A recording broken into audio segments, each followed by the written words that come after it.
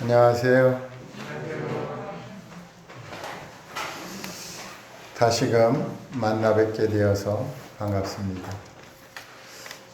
한 주간도 기적 같은 삶을 살다가 하나님 은혜로 이 자리에 서게 됐습니다. 성도님들 만나면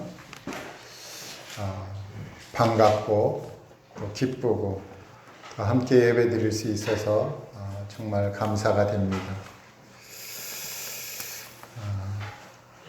저는 지난 10월 26일 월요일이죠. 만이산에 갔었습니다. 강화도에 있는 만이산. 거기 가니까 이제 월요일 날씨가 굉장히 좋았어요. 하늘도 높고 또 이제 신선한 공기가 무한정 쏟아지고 아주 단풍들도 한 나무를 보니까 밑에는 파랗고 위에는 조금 붉으스레만 하고 색상이 한 4가지 색상이 나오더라고요. 한 나무에서. 그런 걸 또 봤고요. 또 단풍잎 그 사이로 햇볕이 막 들어오는데 이렇게 틈만 있으면 이 빛도 뚫고 들어가는구나. 빛의 잔치를 봤습니다. 또 이제 그곳에서 아주 정겨운 담소가 있었고 웃음이 넘치는 그러한 낙원과 같은 그러한 좀 시간을 맛보고 왔습니다. 근데 그때 이제 한 형님이 형제 사업하면서 이렇게 시간 보내도 되냐 이러더라고요. 그래서 제가 짤막하게 간증을 했거든요. 형님 제가 이렇게 영업을 해보니까 잘 안 됩디다. 초창기에 물건 팔아준다고 그래서 좋아갖고 간증을 했는데 1년 농사 다 졌다고 간증하고 나니까 안 팔려갖고 애를 많이 먹었습니다. 그리고 난 다음부터 제가 기도하기를 앞으로는 주님이 영업해 주세요. 저는 전도하겠습니다. 그래서 이제 제가 전도를 했거든요. 근데 그 다음부터 이제 정말 주님이 영업을 하시는데 정말 제가 이렇게 수입해 오는 그 큰 회사에서 제 물건을 주는 부서가 1등을 했어요. 그만큼 아주 굉장히 많은 판매가 이루어졌었습니다. 너무 좋았죠. 그러면서 이제 아주 정겨운 이런 교제를 나누게 되었습니다. 히브리서에 보면 주님이 이런 말씀을 해주셨어요. 히브리서 6장 10절인데 하나님은 불의하지 아니하사 너희 행위와 그의 이름을 위하여 나타낸 사랑으로 이미 성도를 섬긴 것과 이제도 섬기고 있는 것을 잊어버리지 아니하시느니라. 하나님은 불의하지 않습니다. 하나님은 우리가 어떤 행위를 했는지 그 이름으로 어떠한 사랑을 나타냈는지 그리고 이제 성도를 섬긴 것과 이제도 섬기고 있는 것을 잊어버리지 아니하신다. 얼마나 감사한 말씀이세요. 정말 우리가 보이지 않는 곳에서 많은 분들이 성도님들 주님 섬기고 있잖아요. 근데 주님이 그걸 잊지 않겠다고 약속하셨어요. 그래서 그러한 그 잊지 않는 것이 언제 나타나겠는가.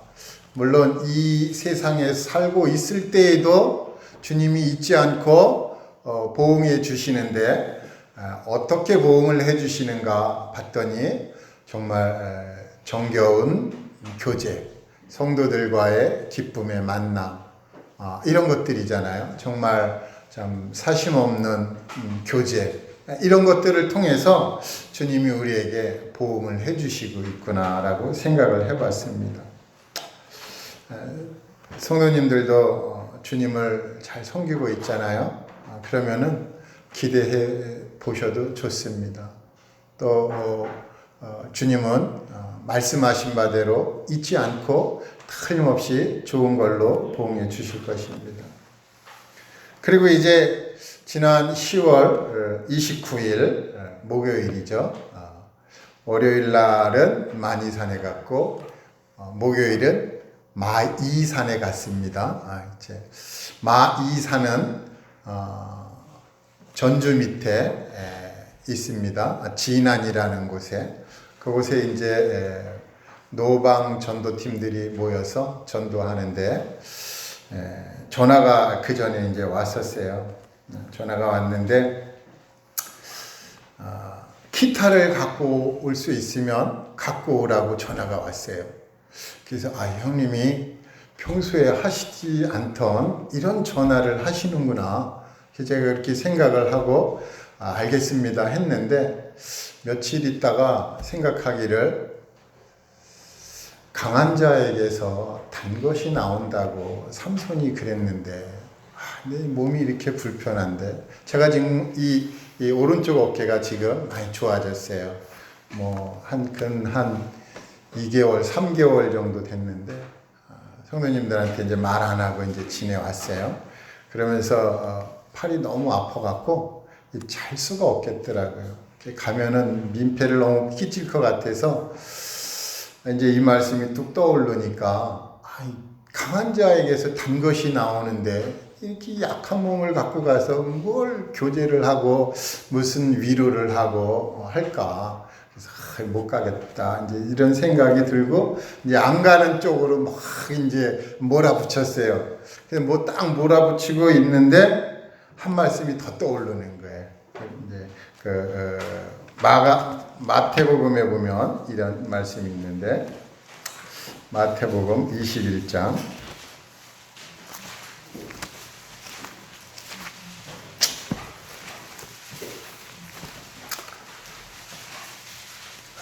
마태복음 21장 제가 조금 읽겠습니다. 18절부터 이른 아침에 성으로 들어오실 때에 시장하신지라 길가에서 한 무화과 나무를 보시고 그리로 가사 잎사귀밖에 아무것도 찾지 못하시고 나무에게 이르시되 이제부터 영원토록 네가 열매를 맺지 못하리라 하시니 무화과 나무가 곧 마른지라. 여기 한 무화과 나무가 있는데 아주 잎이 무성합니다. 이렇게 딱 보면은 정말 많은 열매가 맺혀 있을 만한 그 무화과 나무인데 거기 가까이 가서 보니까 잎사귀밖에 없는 거예요. 이게 어떻게 된 거예요? 열매가 없는 이 무화과 나무를 주님이 보시고 시장에서 좀 먹으려고 그랬는데 아무것도 없으니까 이제부터 내가 영원토록 열매를 맺지 못하리라 그러는 거예요. 그러니까 무화과 나무가 말랐다는 거예요. 제가 이 생각이 뚝 떠오르는 거예요. 제가 분명히 간다라고 약속을 해놓고 집에도 얘기해놓고 회사에도 얘기해놓고 그리고 안 가려고 자꾸 몰아붙이니까 이 말씀이 툭 떠오르면서 너 그러다가 마른다 이러는 거예요. 그러니까 아이고 잘못했습니다. 제가 가겠습니다 하고 이제 팔이 아프거나 말거나 이제 기타를 이제 아침에 나갈 땐 기타를 안 갖고 나갔는데 다시 집에 와서 기타 가지고 이제 갔어요. 거기 갔는데 얼마나 신기한 얘기를 들었는지 모르겠어요. 그 중에 이제 한 이야기가 천국 인도비에 대해서 들었어요. 천국 인도비 들어보셨습니까? 어떤 분에게 나이 많으신 이제 부부인데 이제 전도를 했는데 이분이 깨달았어요. 말씀을 깨닫고 하나님의 은혜를 깨닫고 이제 자리에 일어나서 방으로 들어가서 이제 주섬주섬 뭘 이렇게 이제 꺼내갖고 거기다가 뭘 쓰드려는 거예요. 써갖고 돈을 이제 집어넣고 그리고 와서 그걸 탁 주드리는 겁니다. 나를 천국으로 인도했으니까 천국 인도비 해갖고 이제 주신다 해서 보는데 너무 감사가 되더라는 거예요. 받을 수는 없지만 받으면 안 되잖아요. 대가성이 있으니까 전도가 대가성이 있으면 안 되잖아요. 근데 그분이 너무 간곡하게 하시고, 그리고 또 의미 있는 거기 때문에 받아서 함께 식사하겠습니다 하니까 뭐 이제 그래서 이제 받았는데 그게 천국 인도비라는 거예요. 천국. 놀라운 말씀을 제가 들었어요. 그리고 나서 이제 제가 1박 2일 있으면서 이제 특송을 이제 준비한 걸 특송을 하게 됐어요. 자, 이제 첫날 저녁에 두 곡을 불렀어요. 한 곡을 부르니까 이제 또 한 곡 더 부르시라고 그래서 이제 또 불렀어요. 그러고 나서 이제 아침이 됐는데 아침이 되니까 이제 또 특송을 또 좀 해달라고 그래서 제가 이렇게 특송을 뭘로 할까 준비하다가 우리 그 직원 형제들 만나면은 늘 부르던 특송이 있었어요. 그게 배란간 생각이 나더라고요. 승리한 사람들이 부르는 찬송. 그게 이제 얼뜻 생각이 나갖고 그걸 이제 불렀습니다. 그래서 오늘 그것도 한 4절까지 있는데 3절까지만 제가 불러드리겠습니다. 아마 성도님들 아실 거예요. 예배 찬송가 전에 있던 검은 예배 찬송가에 있는 건데 수정 같은 맑은 물결이라는 이런 제목의 찬송입니다. 거기서 이걸 하게 된 것은 이 전도팀들이 이렇게 전도하고 소책자 나눠주고 이게 한 내용들을 들어보니까 완전 승리하셨더라고요. 보니까 그래서 승리한 분들이 부르는 찬송 한번 해야 되겠다 해서 불러봤습니다. 그래서 제가 이제 기타를 쳐야 되는데 이쪽 어깨가 좀 자연스럽지가 못해요. 그래갖고 이제 기타보다도 이게 또 자매님이 또 피아노를 잘 치잖아요. 그래서 자매님한테 좀 부탁을 했습니다.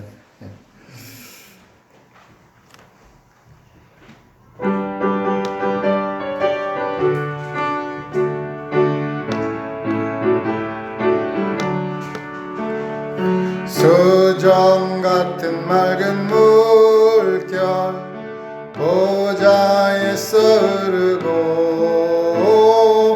빛난 천사 왕래하는 그 강가에 모이리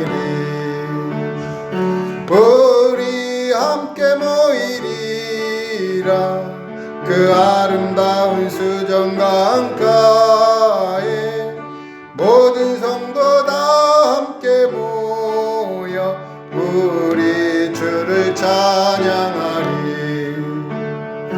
우리 구주왕의 나라 기쁨 한량 없으니 그의 영광 보좌 아래 다시 슬픔 없도다 우리 함께 모이리라 그 아름다운 수정 강가에 모든 성도 다 함께 모여 우리 주를 찬양하리 빛난 강가 이를 때에 모든 짐을 벗고서 은혜로서 예비하신 빛난 멸류관 쓰리 우리 함께 모이리라 그 아름다운 수정 강가에 모든 성도 다 함께 모여 우리 주를 찬양하리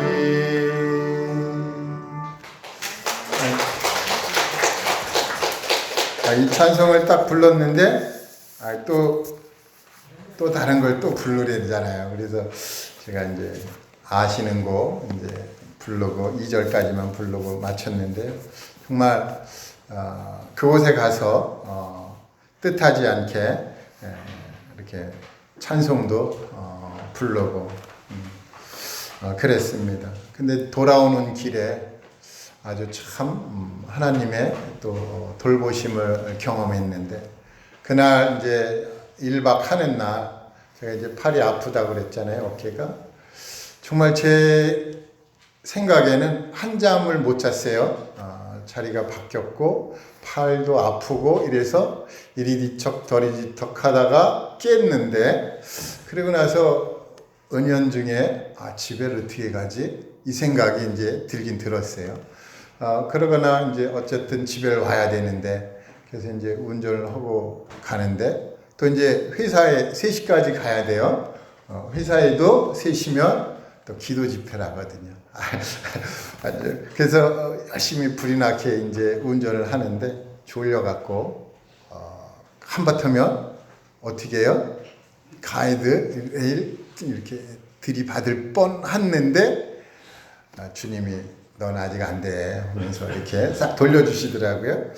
그래서 얼마나 감사한지 모르겠어요. 그래서 그런 것들을 보면서 하나님 신기한 능력으로 이렇게 보호해 주신다고 그랬는데, 정말 보호해 주시는구나, 감사가 되었습니다. 근데 제가 이제 이렇게 팔이 아프면서 생각나는 것이 있어요. 집에 와서 곰곰이 생각을 해봤는데, 주님이 도대체 이렇게 아프게 하신 이유가 뭘까? 물론 제가 잘못해서 아팠는데 주님이 아프게 하셨다는 거예요. 저는 이제 늘 그러는데, 우리의 모든 상황은 주님이 허락하여야만이 일어나는 상황이죠. 그걸 비록 제가 무슨 감정을 갖고 했더라도 그런 상황이 일어난 것은 주님이 허락해야지만 일어난다는 것입니다.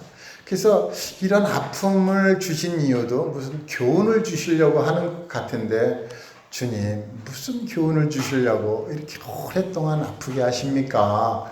제가 그러니까 주님이 이제 갔다 오고 난 다음에 마이산 갔다 오고 난 다음에 이제 깨닫게 하시더라고요.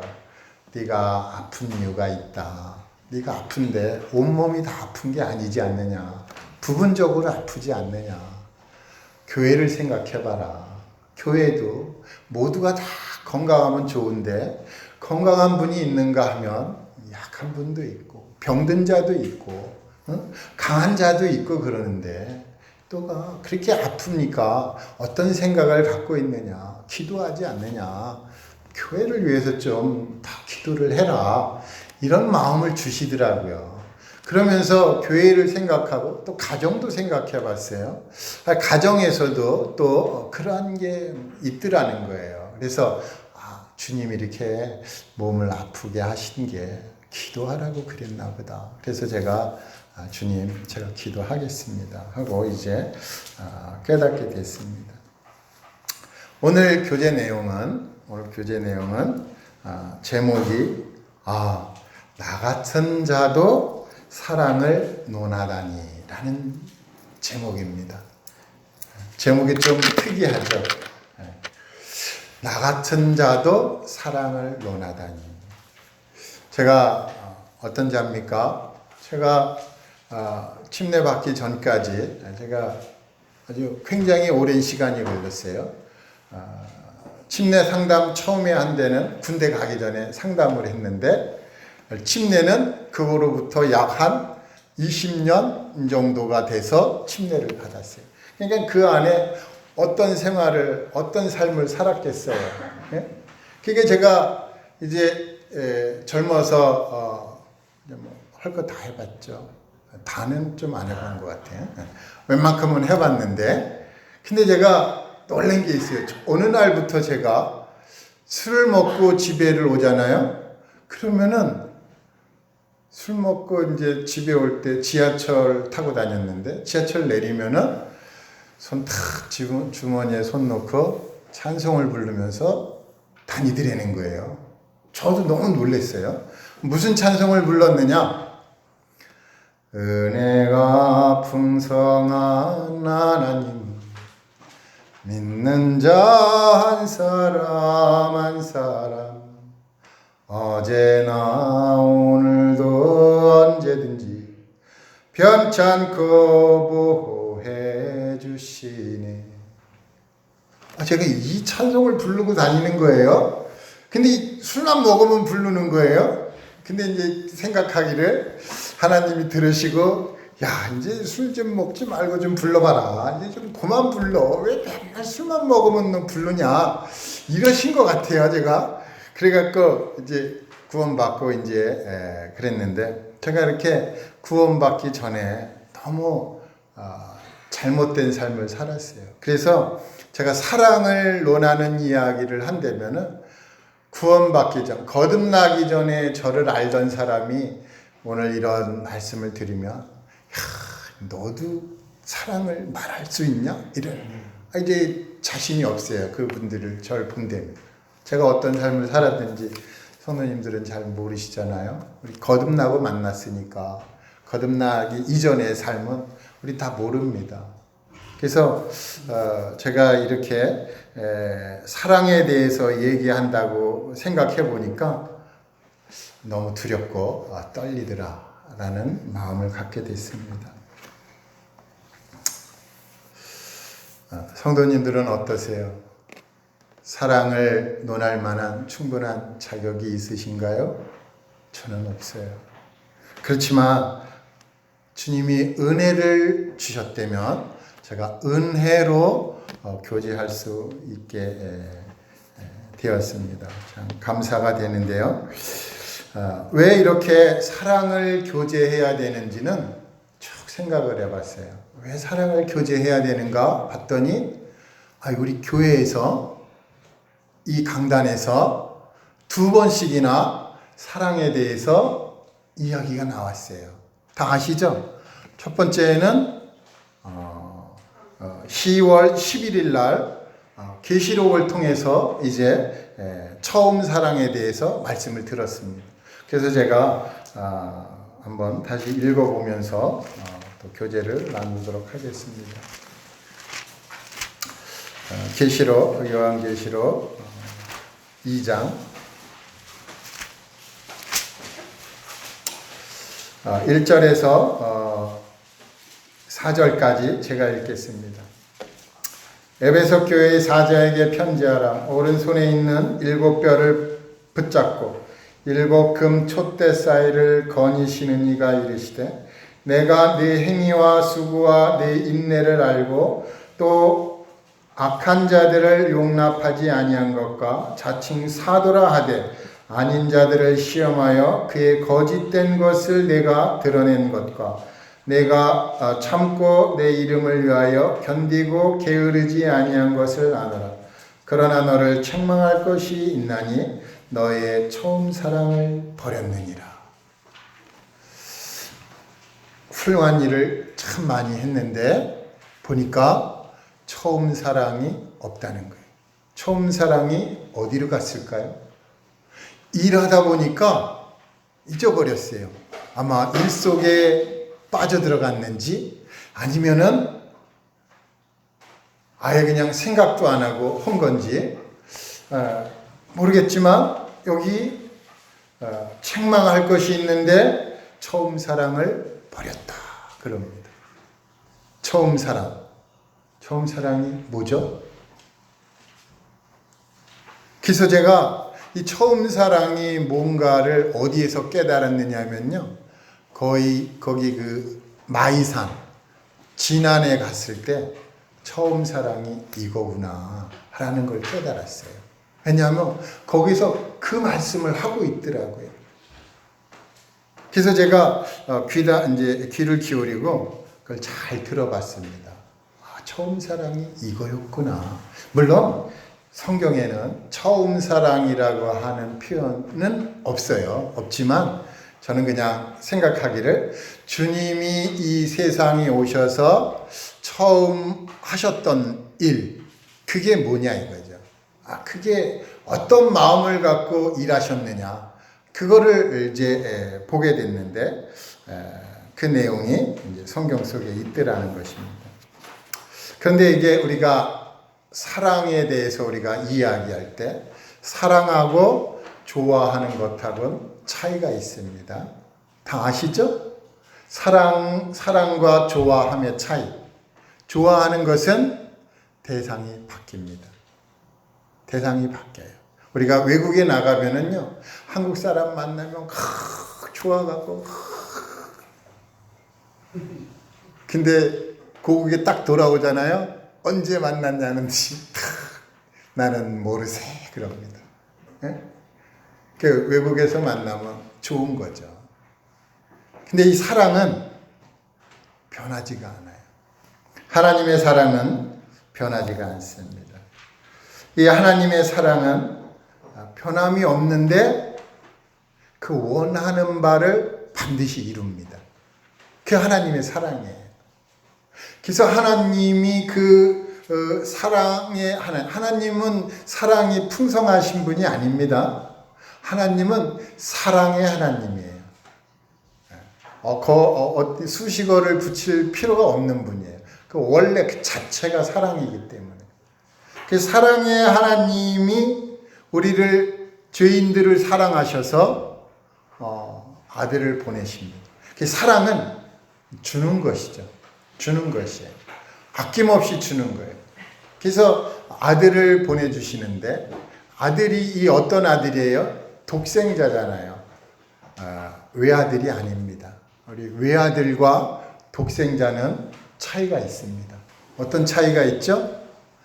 외아들은 우리가 이제 결혼하면은 아들이 하나밖에 없잖아요. 더 날 수도 있는데 외아들입니다. 독생자는 아예 그냥 혼자입니다. 더 날 수도 없고 어떻게 할 수가 없어요. 그래서 이제 그 독생자를 이 세상에 보내주셨는데 그 독생자를 보내주시고 나서 거기서 끝난 게 아니에요. 이 사랑은 목적한 바를 이루어 가야 되기 때문에 이 독생자를 보내고 그 독생자를 믿게 하는 거예요. 사람들이 믿게 해요. 그래서 믿는 사람마다 어떤 일이 벌어져요? 멸망하지 않죠. 그 멸망이 뭐죠? 영원한 형벌을 받는 거잖아요. 영원한 형벌을 받는데 영원한 형벌을 면제를 해줍니다. 독생자를 믿을 때. 근데 이 독생자를 누가 보내주셨느냐? 하나님이 보내주시는 거예요. 왜요? 우리 사랑하니까. 그 사랑은 이게 한 가지에서 머물러 있지 않더라고요. 보니까. 아들을 독생자를 보내고 믿게 하시고 멸망하지 않게 하시고 더 나아가서 영생을 얻게 하시는 것입니다. 영생을 얻어야 되는 거예요. 이 영생을 얻으면 어떤 일이 벌어져요? 하나님과 하나가 되는 거예요. 놀랍잖아요. 죄인이었던 자가 하나님과 하나가 돼요. 하나님 거는 다 누구 거? 제게 되는 거예요. 상속자가 되고 그래서 하나님과 하나가 되고 또 우리 주님과 교제를 하게 되고 또 그러고 있다가 우리 주님과 영원히 함께 하잖아요. 그게 영생입니다. 그래서 우리가 주님과 함께 할 때 오늘 그 계시록을 통해서 감사가 이루어졌는데 그 성이 얼마나 길고 넓고 높은지 뭐 상상할 수가 없겠더라고요. 그런 어마어마한 그 성이 또 화려하긴 또 얼마나 화려해요. 12가지 보석으로 짓고 길이 또 정금 유리고 너무 이런 그 놀라운 그 성을 우리에게 주시는데 값없이 이제 주시잖아요. 이런 것들은 다 이제 하나님의 사랑인데 이 사랑을 이루려면은 처음 사랑이 있어야 되더라고요. 처음 사랑. 그래서 이 처음 사랑을 이제 보게 되는데 우리 마가복음을 한번 보겠습니다. 마가복음 1장.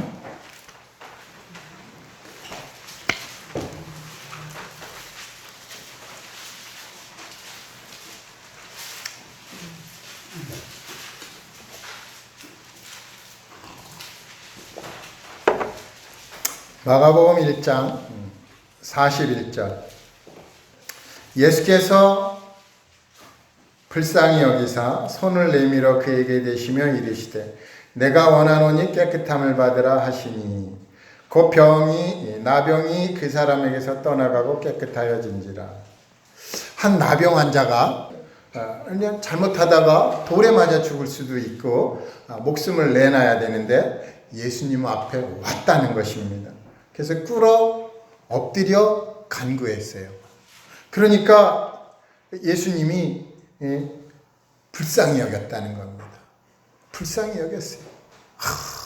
이렇게 이 다병 환자가 정말 목숨 걸고 나와서 자기를 좀 낫게 해달라고, 깨끗하게 해달라고 하니까 얼마나 불쌍한지 그를 참 불쌍히 여기고 그 병을 낫게 했다는 것입니다.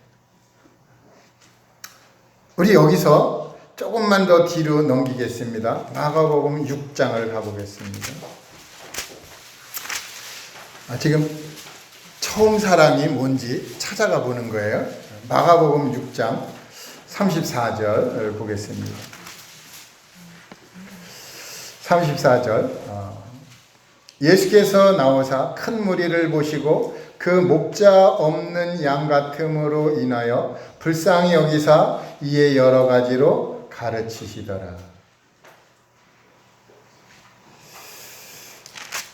이제 예수님이 이제 그 큰 무리를 봤는데 이 목자 없는 양같이, 목자 없는 양이면은 이제 뿔뿔이 막 흩어지잖아요, 그죠? 각기 제 길로 가잖아요. 그런 양 같음, 그 목자 없는 양 같음으로 인해서 불쌍히 여겼다는 거예요. 불쌍히, 목자가 없구나. 그래서 뿔뿔이 흩어지는구나. 너무 불쌍해서 이제 불쌍히 여기는 그 장면을 보게 됩니다. 그리고 한 구절을 더 보겠습니다. 한 구절은 우리 마가복음 8장 조금만 더 넘기시면 됩니다.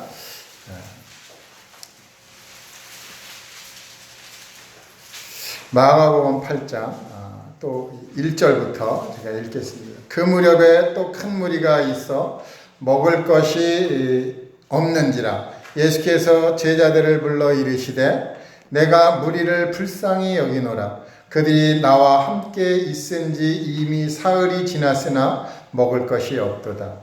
만일 내가 그들을 굶겨 집으로 보내면 길에서 기진하리라. 그 중에는 멀리서 온 사람들도 있느니라. 우리 주님이 여기 또 무리가 있는데 이 무리를 또 불쌍히 여겼다는 것입니다.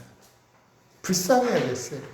나병 환자를 불쌍히 여기고 목자 없는 그 양 같은 분들을 불쌍히 여기고 또 여기 먹을 것이 없는 사람들을 또 불쌍히 여기고 우리 주님의 마음이 계속 불쌍히 여기는 마음이 계속 나오는 거예요. 불쌍히 사람들을 보면 불쌍히 여기는 거예요. 불쌍히 여기.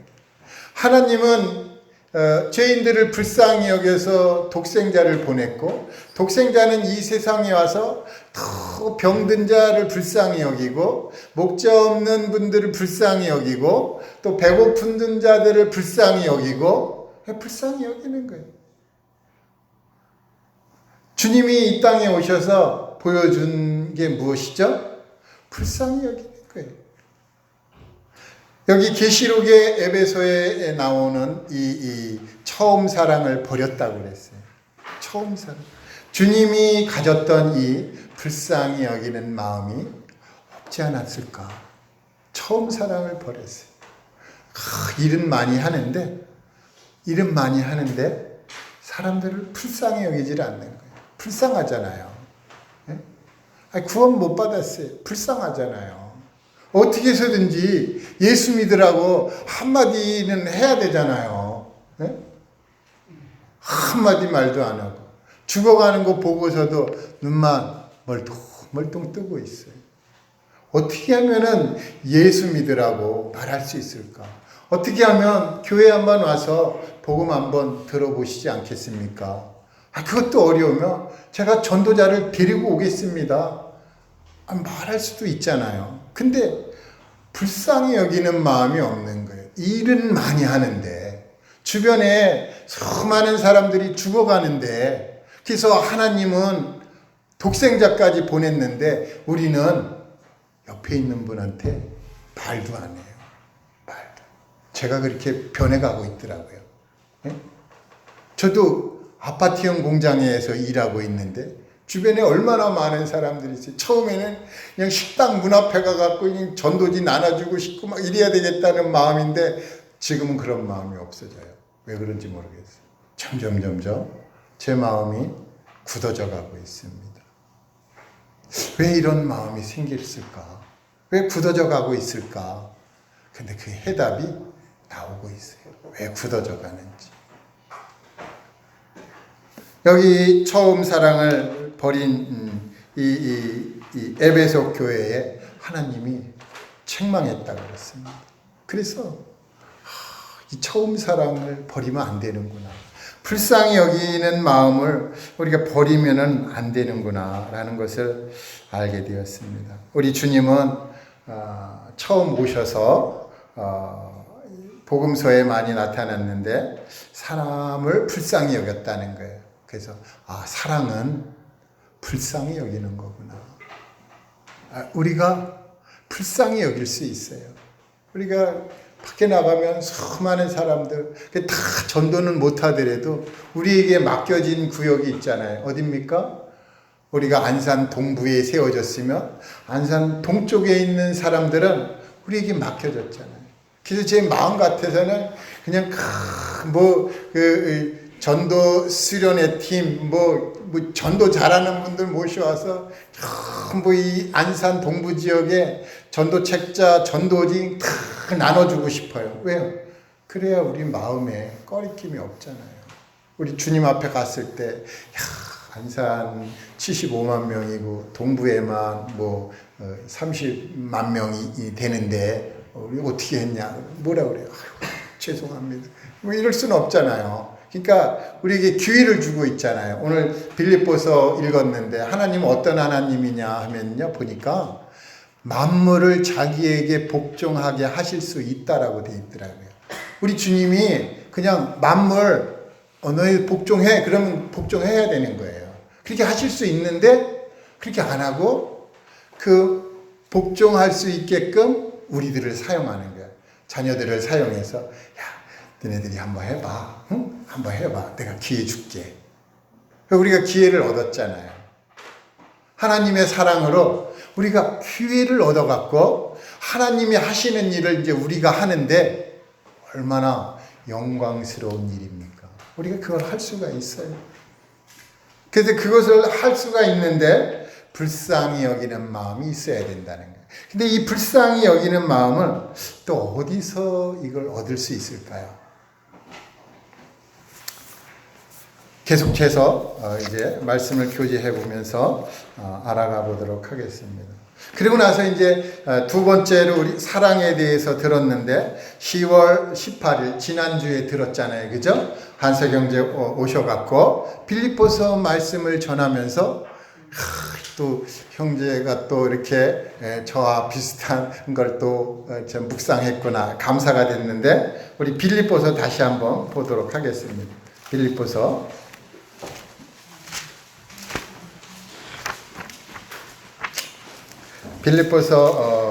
1장 9절부터 읽겠습니다. 내가 기도하노라 너희 사랑을 지식과 모든 총명으로 점점 더 풍성하게 하사 너희를 지극히 선한 것을 분별하며 또 진실하여 허물 없이 그리스도의 날까지 이르고 예수 그리스도로 말미암아 의의 열매가 가득하여 하나님의 영광과 찬송이 되기를 원하노라. 아멘.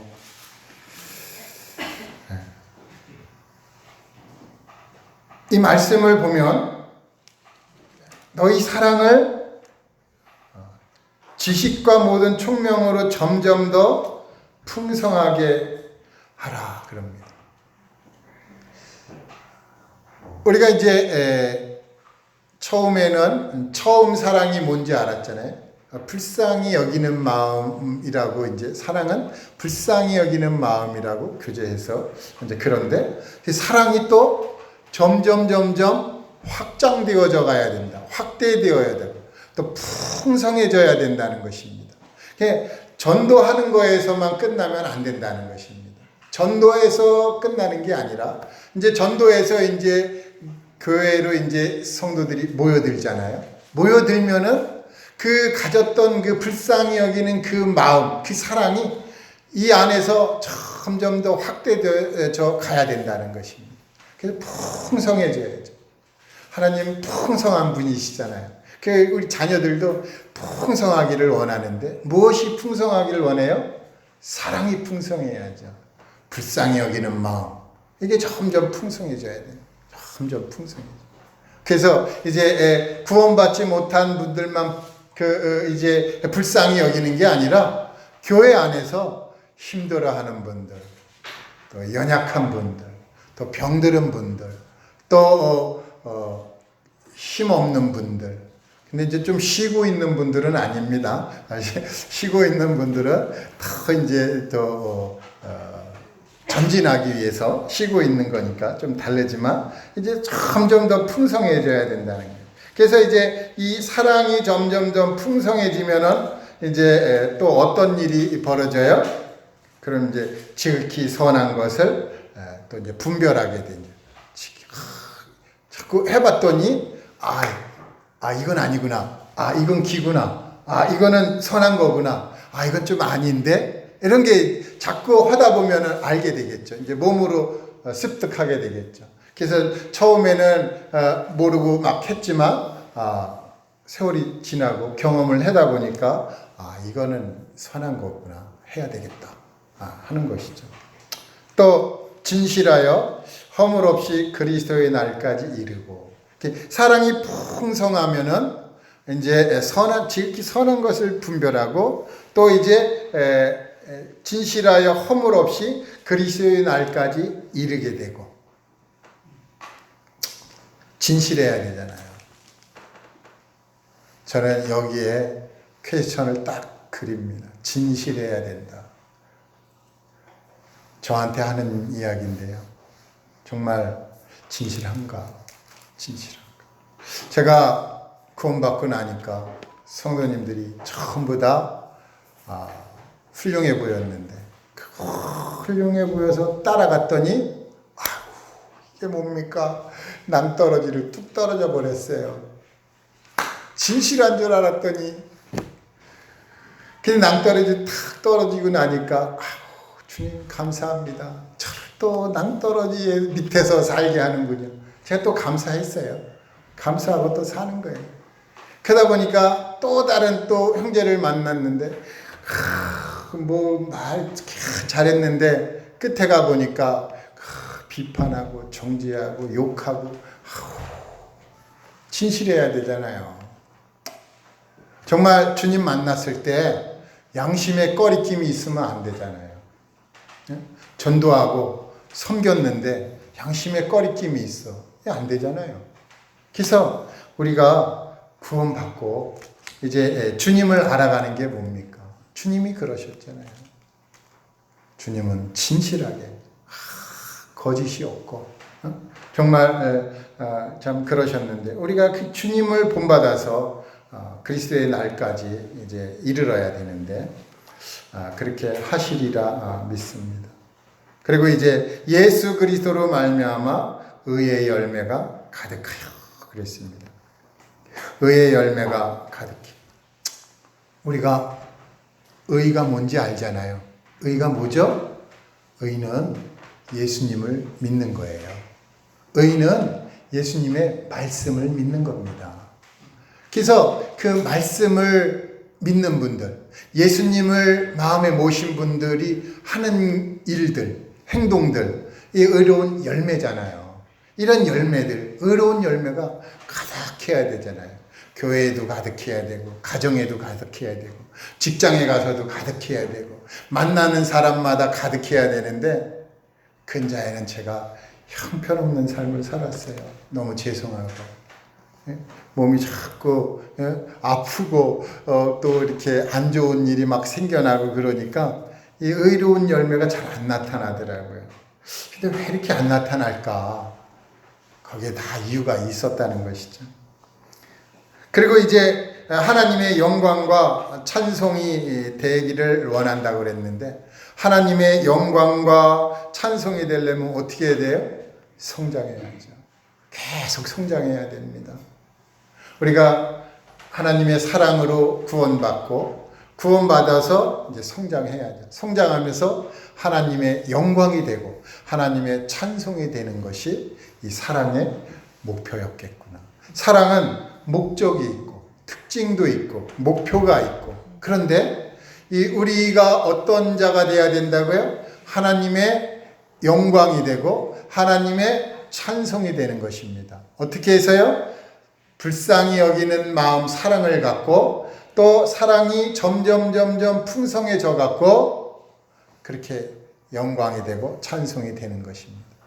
그래서 제가 이제 10월 26일 날에는 이제 그 아프리카 그 밴드를 봤어요. 우리 그 열린 길 뭐 이런 밴드 있잖아요. 형제 출판사도 제가 참 애독하고 있습니다. 가끔 가다가 제가 이렇게 좋아요를 안 눌러서 그렇지 애독하고 있어요. 다 보시면 좋아요 한번 눌러주세요. 그래서 거기 봤는데 아프리카에서 선교하시는 분이 글을 올렸더라고요. 보니까 뭐 말라위에 가서 그 땡볕에서 전도를 했는데 땀이 그냥 너무 쏟아져 갖고 좀 힘들었다. 그런데 또 이제 뭐 교도소에 가서도 전도하고, 그래서 이제 성도들이 보내준 슬리퍼하고 비누를 나눴다고 그럽니다.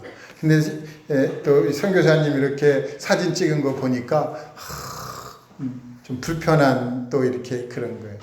그래서 내가 이러고 있으면 안 되지. 그래서 그 밤에 어떻게 했겠어요? 또 제 핸드폰에 이게 또 이 돈 보내는 게 있어요. 그래서 조금 보냈어요. 보내고 나니까 또 마음도 편하고.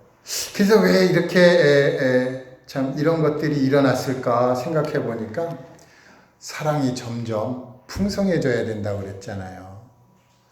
우리의 헌신을 주님이 받습니다. 우리가 점점 성장하면은 누구를 도와야죠. 처음에는 나를 위해서 살았지만 이제 가면 갈수록 누구를 돕는 위치에 이제 서게 되는 거죠. 하나님의 사랑이 얼마나 그 사랑이 참 위대한 사랑인지 돕는 사랑이잖아요. 아들을 보내주시잖아요. 우리도 뭔가를 좀 할 수가 있는 거잖아요.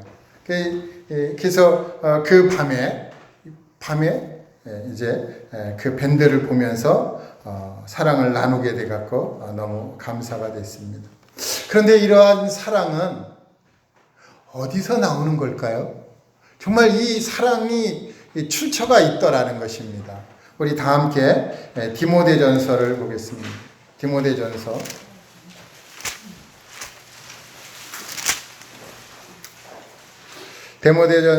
1장 5절을 같이 읽겠습니다. 디모데전서 1장 5절 시작. 이 교훈의 목적은 청결한 마음과 선한 양심과 거짓이 없는 믿음에서 나오는 사랑이거늘.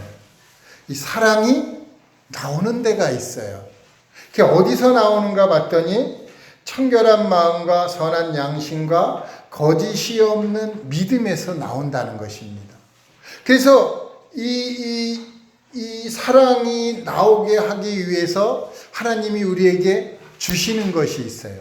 하나님이 우리에게 주시는데, 자, 받아라. 내가 사랑을 줄게 하고 사랑을 딱 준 게 아니더라고요. 보니까. 하나님이 우리에게 주실 때 뭐를 주셨느냐 하면은요, 야, 믿음을 가져라 하고 믿음을 준 게 아니더라고요. 뭘 줬어요? 말씀을 주신 겁니다. 말씀을 주는 거예요. 이 말씀을 받으면은요, 믿음이 생겨나는 거예요. 그 믿음이 생겨나면은 그 믿음 안에서 사랑이 나오는 것이에요. 그래서 이 강단을 통해서 하나님의 말씀이 전해지는 것이에요. 이 말씀이 전해져야지만 믿음도 생기고 그 안에서 사랑이 나오더라는 거예요. 그 사랑이 나오면 영혼들을 구원받지 못한 분들을 보면 불쌍히 여기고 또 교회 안에서는 점점 사랑이 풍성해지는 것이죠. 그래서 이 교훈이 이제 이 교훈의 목적은 그랬어요. 교훈의 목적입니다. 이제 8절부터 이제 쭉 이제 9절, 10절까지 이제 율법에 대해서 말씀하시고 이제 11절에 나와서 영광의 복음 하면서 말씀이 나옵니다. 이제 은혜를 우리에게 주시는데 그리스도죠. 그리스도가 이제 나오는데 이 교훈의 목적을 뭐냐? 바로 그 끝이 사랑이라는 것입니다. 그래서 우리에게 사랑을 이제 베풀 수 있는 존재가 되게 해주셨는데 나 같은 자도 사랑을 논할 수 있다니 얼마나 감사한지 모르겠어요. 결론적으로 이제 말씀드리겠습니다. 우리가 모이는 목적이 있습니다. 우리의 목적은 뭐죠? 예배드리려고 모입니까? 예배드리는 것도 있죠. 그러나 그보다도 더 앞선 게 있어요. 뭐죠? 말씀을 듣는 거죠. 하나님의 말씀을 듣는 거예요. 우리가 말씀을 빼고 나면은요, 예배가 아닙니다. 말씀이 있어야 되는 거예요. 그래서 우리가 예배 드릴 때도 말씀을 갖고 오고, 또 우리 강단을 통해서 또 말씀이 전해지고, 우리가 말씀을 빼놓고 나면은요, 우리의 기도도 가증하다고 그랬어요. 우리가 이제 잠언서에 보면 나오는데 하나님의 말씀 빼고 나서 기도만 하는 거예요. 기도만. 이거 아닙니다. 또 예배만 드려요. 그것도 아닙니다. 하나님의 말씀과 예배가 같이 있어야 되겠죠. 주님은 우리에게 주실 때 말씀을 주십니다. 그렇죠? 말씀을 들으면 믿음이 생겨나는 거예요. 믿음이 내 안에서 막 일어나는 게 아니라 말씀을 내 안으로 받아들일 때 그 말씀으로 인해서 믿음이 생겨나는 것이지 말씀이 없는데 믿음이 생겨나는 게 아니에요. 그러니까 말씀이 없으니까 제 마음이 굳어져 가고 있는 것이었어요. 그래서 말씀을 계속 듣고 묵상하고 기억하고 또 그 뜻을 깨달아가고 또 공부도 하고 연구도 하고 해야 되면 그러면서 그 말씀을 깨닫게 되면은요 마음이 점점 뜨거워지겠죠. 그래서 믿음이 충만해지면 이 사랑이 나타난다는 것입니다. 사랑이 나타나면 어떤 일이 벌어져요? 전도하고 섬기게 되는 것입니다. 성장한 것이죠. 주님은 계속해서 거듭난 교회를 통해서 말씀하십니다. 뭐라고 말씀했죠? 처음 사랑을 회복하라. 너희 사랑을 풍성하게 하라. 이렇게 말씀하셨더라고요, 보니까.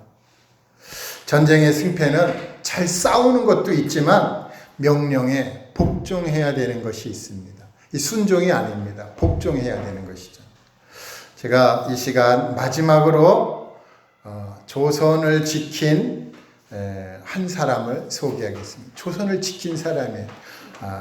우리가 다 아는 사람이 있는데 이순신 장군을 잘 알고 있어요. 그는 13척의 배로 333척의 배를 끌고 왜군을 물리칩니다. 그렇죠? 아주 어마어마한 해군 사령관이에요. 전 세계적으로 이러한 사령관이 없어요. 이 세계 역사서가 다시 쓰여져야 되는 것입니다. 동방의 작은 국가에서 어마어마한 전쟁을 치른 그 해전 사령관이 정말 이순신 장군 외에는 없다는 거예요. 누가 열세척으로 130척 뭐 이렇게 이길 수가 있나요? 없어요. 그런데도 참 변방의 북소리처럼 이게 드러나지 않았어요.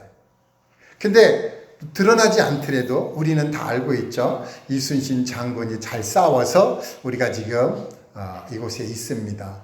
그렇죠?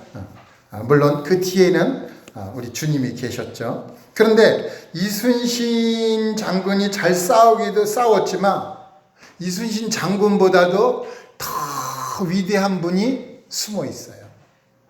모르셨죠? 그분이 누구냐? 제가 오늘 놀라운 역사 비밀을 결론적으로 말씀드리겠습니다.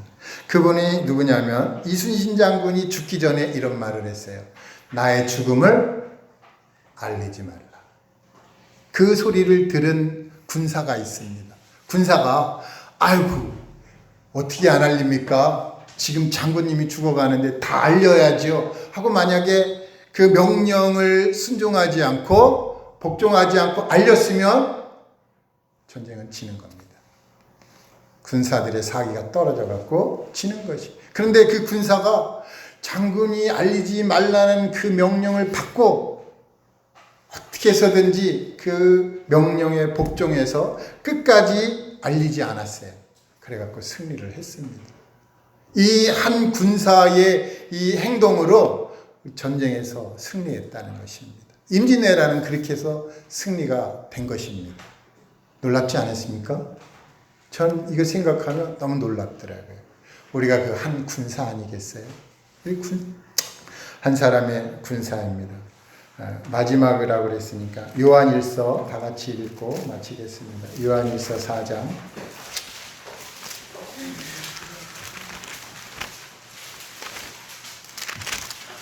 요한일서 4장 20절, 21절 다 함께 읽고 마치도록 하겠습니다. 20절, 21절 시작.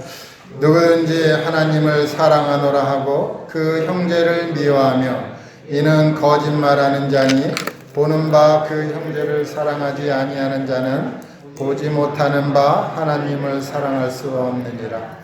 우리가 이 계명을 주께 받았나니 하나님을 사랑하는 자는 또한 그 형제를 사랑할지니라. 감사합니다.